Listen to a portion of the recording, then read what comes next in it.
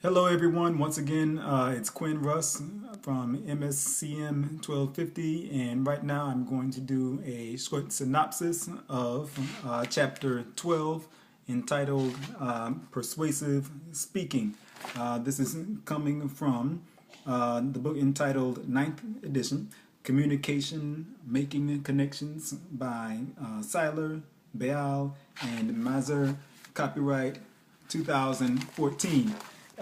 So in this chapter entitled Persuasive Speaking, they made sure to define, first of all, what persuasive speaking is. And of course, persuasive speaking is that type of speaking that involves persuasion. And persuasion is defined here as a communication process involving both verbal and nonverbal messages that attempts to reinforce or change listeners' attitudes, beliefs, values, or behavior. One good example of this might be when some speakers whose topic is the environment face some stiff competition from listeners who believe that the environment is a non-issue.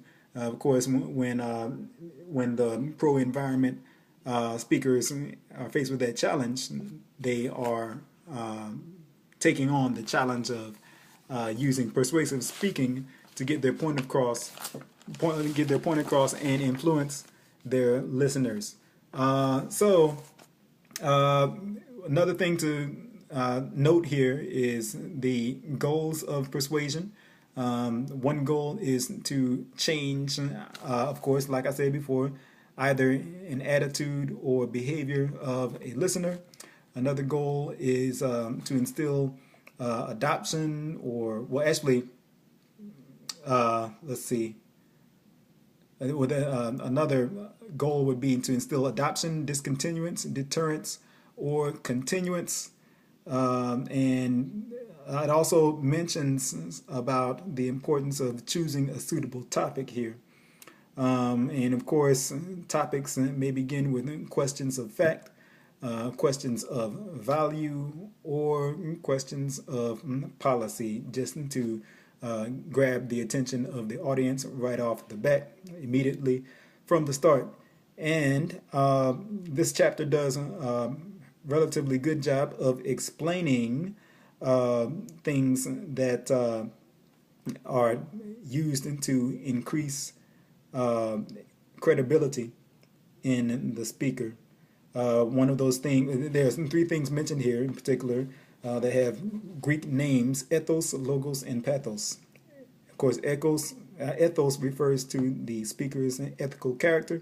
Logos refers to the substance of the speech or the speaker's logical appeals. And pathos is the emotional appeal that can move an audience. And of course, when constructing your speech of persuasion, your speech should identify the sources of your information in oral footnotes, and in the notes, or in a bibliography section. And last of all,